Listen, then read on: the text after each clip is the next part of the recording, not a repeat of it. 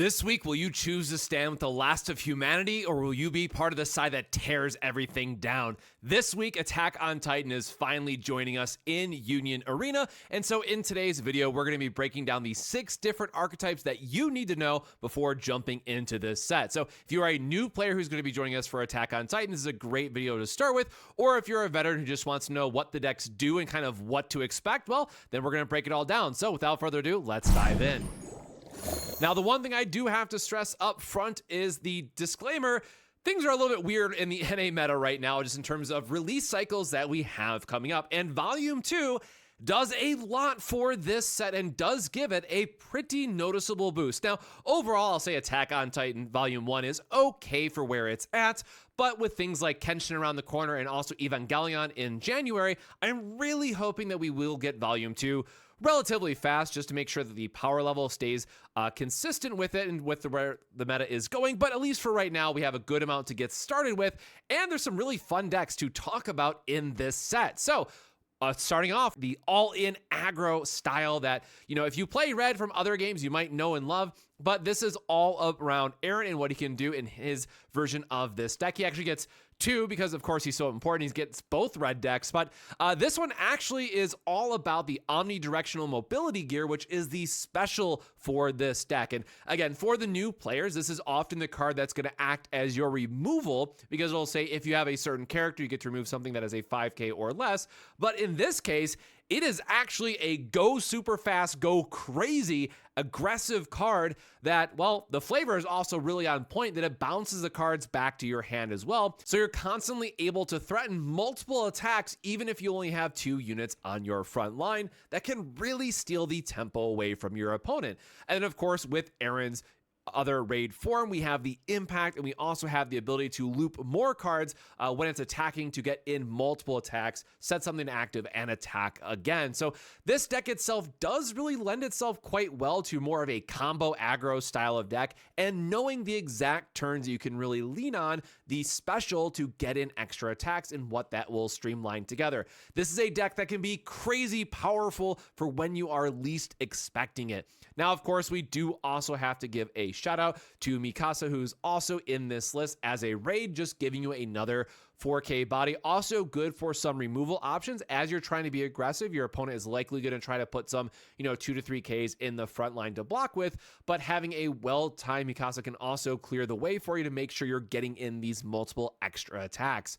Other than that, we see the normal cast of just having our lore and 0 costs that go into our raid fodder. We do have a 2 of Arm in here, which just gives us a little bit extra draw. I didn't want to go too heavy on these zeros in this list. And again, as I try to build these for the videos, they're mostly focused on trying to be as 4 of heavy as possible to get new players into the game, understand what the archetype is all about and what it's trying to do. And then from there, getting to swap out a few cards as you see fit for how you want to build the deck itself. Again, didn't want to go too crazy because we're also playing the Grisha tutor in this case, which allows us to find extra copies of Eren, which again is going to be really important, as that is one of our main raids to help close out the game.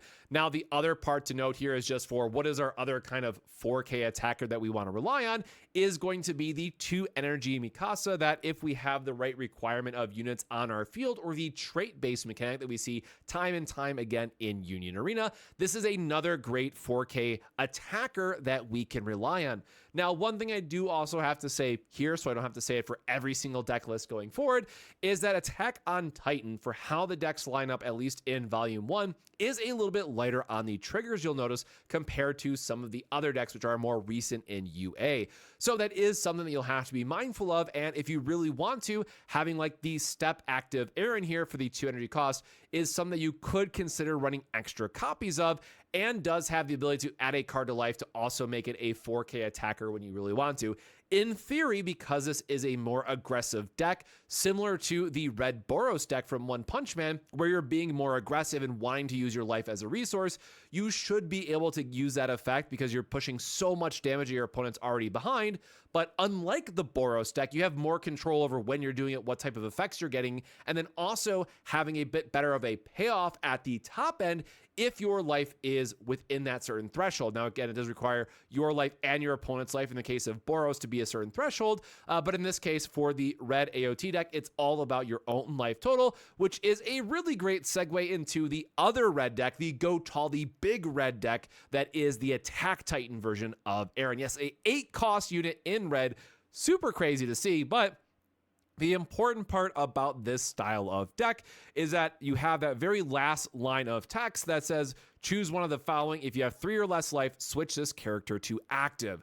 When you're trying to close out a game, damage 2 is very dangerous for your opponent to have to interact with, and you can only chump block it so many times. So what I love about this 8-cost version is that it puts you in a position where if you really need to, you have the impact that's always great, that's always live, but if you're trying to come back and you know that you're going to take a couple extra turns to set up, a double attacking damage 2 is a absolutely great way to make sure that your opponent is blocking and making sure that they are not just instantly dying and taking 4 damage in a turn, or heaven forbid you get 2 of these. You can, in theory, one-shot your opponent. Now, we do have some protection that we have to give a shout out here to, is in Hardened Punch, which does give us a little bit of extra breathing room for taking so long to build up into this game plan and not having it all fall apart at the very last minute. But the other part we do have to acknowledge here is a little bit of an awkward setup because we are trying to get to 8 energy, and that is a lot of energy to build up to.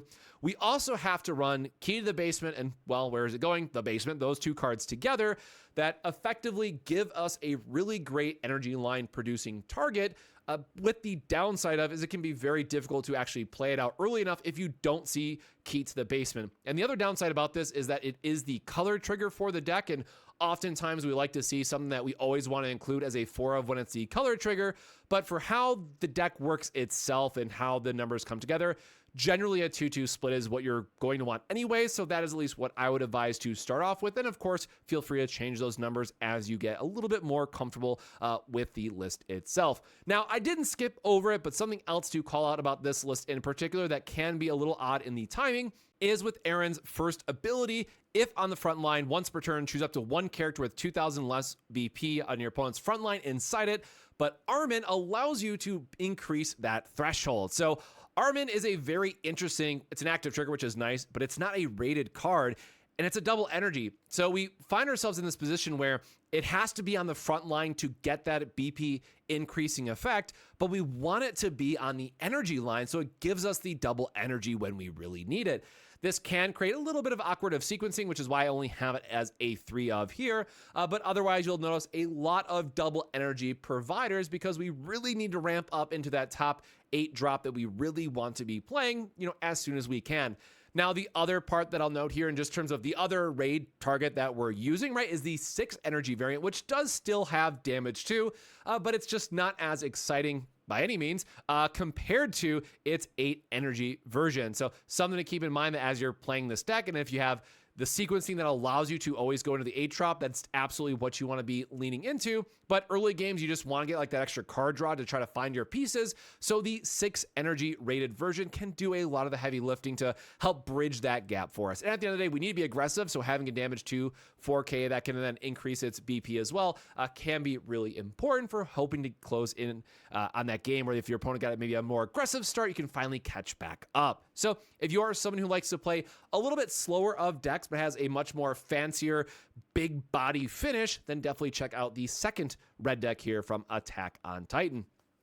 Now, of course, the husbando himself, as everyone always is a fan of Levi, we're now getting into blue, and this one is quite interesting. This is one that, at least from the other, even the JP decks that I've looked at for Union Arena, there's not really something that kind of plays a similar theme to it, but it's all about action point restanding and then getting to spend it in combat for various different effects. Now, what I really do like about this one is that Levi, on the turn that you play them, you can make it a double attacker with snipe if you are able to pay the cost, right, to switch it to active and really just get to clean up your opponent's board, swing in really fast, and get that double removal.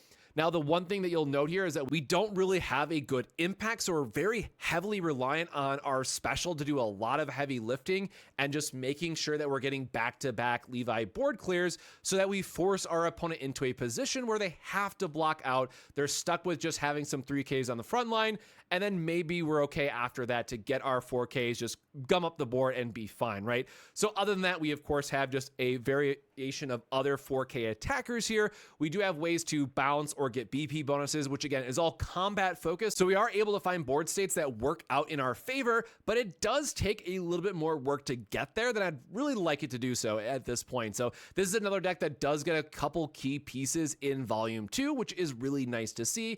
But ultimately, if you want a really cool AP restander and getting to choose how your units are going to get boosted over the course of a turn, it does add a extra layer of Union Arena that we haven't seen previously. That is really nice. However, I do find it to be just a little bit lacking when we compare it against some of the other options, at least, and again, I'm leaning mostly towards red in this instance, but can still be a fine deck because of the extra removal that you get. And the 6 energy Levi really does help go the distance when you need it to. That stringing these on back-to-back turns can be absolutely devastating for your opponent. So if you like a slightly slower and more controlling style of deck, then definitely check out this Levi list. Now moving into the other blue list from Attack on Titan, we have the Historia Ymir list. And again, so if someone has not finished Attack on Titan yet, I am completely blanking on who this character is off the top of my head, but this style of deck is all about event cards matter.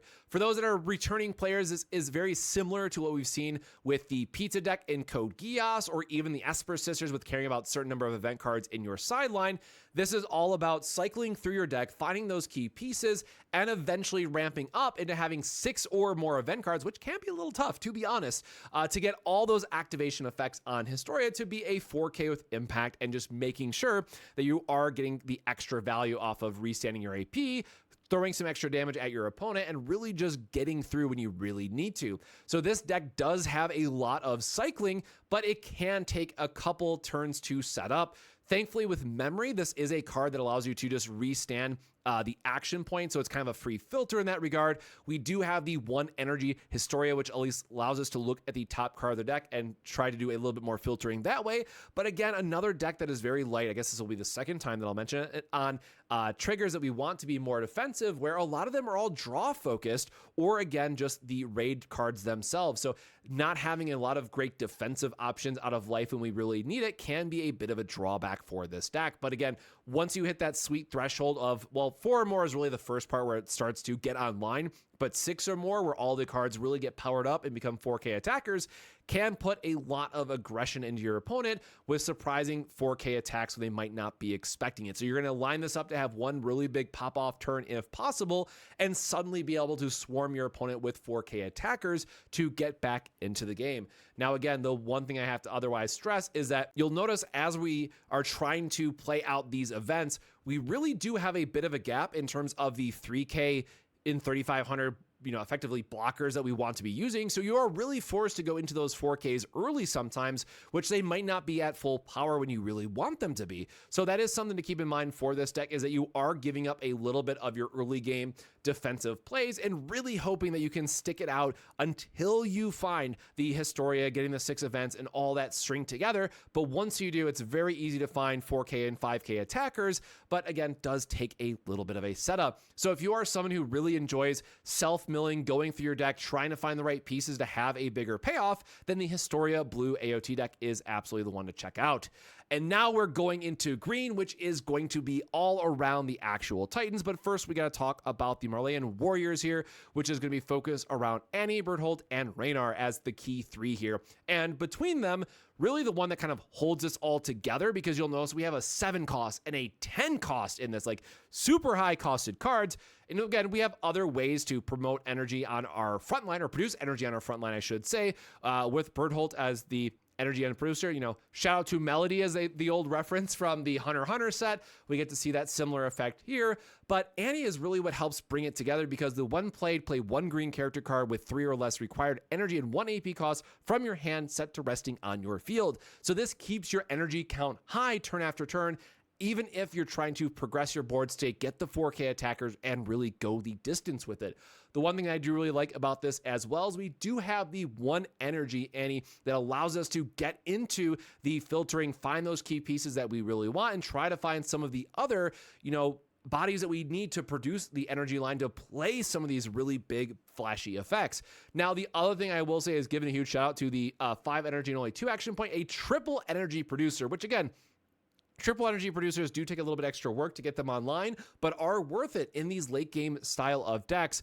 But the special card in this one is just so flavorful. I love the idea of setting up your board, finally getting to a point where you can slam down that special card, do the searching, and just throw down these massive titans to charge at your opponent with, right? It's so cool that in this set in particular, we have 2 very unique specials that we really haven't seen before in Union Arena in terms of how they want to play out, while also being very flavorful for what the cards are trying to call back to, which is really nice. Otherwise, not too much to say about the list at a high level. It is the more typical green style of decks that we see that say, hey, I need to survive. I have a bunch of double energy producing cards that I somehow need to get onto the board before I can play my big flashy thing. Again, a couple specials out of life or maybe a well-timed active trigger can absolutely buy you a turn or 2 when you need it. But it can be a little bit difficult to get there. But thankfully, we do have a card that can produce energy on the front line, which is really important for how this deck curves out and how it wants to get set up, as well as a searcher, which allows us to find those raid pieces when we really, really need it. So if you are someone who likes to see more of the Titan side and being more big, flashy, and all the combos that they pull off together, I won't go too much into all of their effects other than lots of damage, lots of impact, lots of when played effects that really bring the value to them.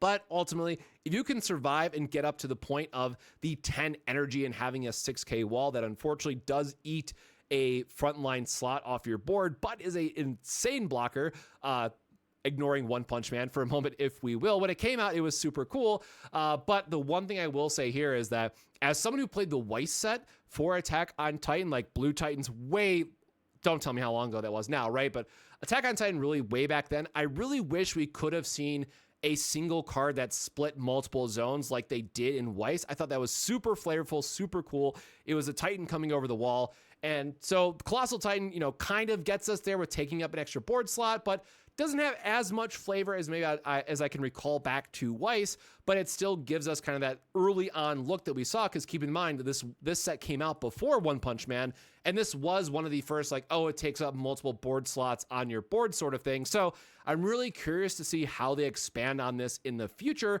because again, that is a pretty huge drawback, all things considered. So I'm very interested to see where this lands itself, again, another year out in Union Arena's life cycle. And then last but not least, we just have the all-in pure Titans, pure madness.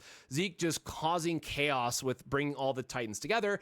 And this one is a much lower to the ground aggressive variant, surprisingly, thanks to what is, appears to be a 7 cost. And you go, oh my God, that's so expensive. We have no double energies. What are we doing? But ultimately, right, it comes back to the fact that it's reduced by 1 for every other pure Titan on your field. So this comes down very early, very fast, and also has the ability that it's when played to give everything plus 1000 BP, as well as then on every turn after, give something impact and then the plus 1000 BP again, right? So this just gives you so much pushing power when you really need it that, yes, we are putting a lot of maybe not the most exciting cards in our deck, all things considered, right? We do have to play a 2500 vanilla just because it is a pure Titan and because it goes well into the strategy, but at that point, there are ways to get it up to a 3,500 or even 4,500 where then it's just fine to be attacking with, right? By comparison, we have the Pure Titans, which is just the best card to play and all things considered we could ever ask for. It's a 3K. It has a when played. It has a draw trigger, so we can find more of those pieces. We have the 2-drop, which also draws a card. So we have ways that we're getting all this extra draw in green that we normally don't see in Union Arena that can lead us into the Beast Titan to close out that game and be very aggressive. Now, again, this is one that we are a little bit light on the impact. We are playing the Rod Reese here, which does get dropped from the Volume 2 variant, but it is a damage 2. When it's sidelined, you get to draw a card, right? So it's still another 4K attacker, and damage 2 is really important for getting to be more aggressive with it too. So I think Rod is a very fine inclusion here. maybe not the most exciting, but it works for the deck. And again, it is feeling a little bit bad that we have to play his 0, which is the BP booster. But as I mentioned, as long as we don't have to play that early and we're playing it as more of a BP battle trick for getting the Pure Titan up to that 4,500 BP mark that I could previously talked about, it can be really important for hitting those thresholds, right? So I do like the inclusion of the 0 here. Normally, I'd probably cut it back to like a 2 of just in case, but I think it overall is fine. And then lastly, we have to give a shout out to Titan Injection, which is, as I was talking about the Key to the Basement earlier, being a color trigger that, you know, we generally want to run a 4 of, we want to have a body attached to it, what have you. Titan Injection is just that times 10, does everything that we want to do. It's totally fine that it's a color trigger because we have a lot of 2-drops that we actually want to play to the front line in this list in particular, where green usually doesn't have a good use out of its color trigger. This just does everything that we want for it. And again, just being a very nice event card as well. And getting to set it to active as long as we have the named cards, which again, because we are now including the rod as well and not just having to rely on Zeke being in the naming with both the 0 and the 2-drop, I guess technically the 3-drop as well, right? We are getting that AP back as well when we need it. So with that out of the way, where does that land us for Attack on Titan meta? And it's kind of right in the middle. So this one, I will admit, I have to go back and find out where this link was because I forgot where I made the original tier list, and I'm running out of room on this, which is, again, why I tried to cut back on this where possible previously, but people wanted to see the entire format. And so Attack on Titan is in a little bit of this kind of odd category where it was a very solid set for when it came out in Japan, but as I mentioned up front, we are now getting to this format release cycle of where it really needs its volume 2, where as soon as we get volume 2, it jumps up to tops of regional. Totally fine to play. Very awesome balancing update that they did for the set in the Japan format. Great, right? We love to see it.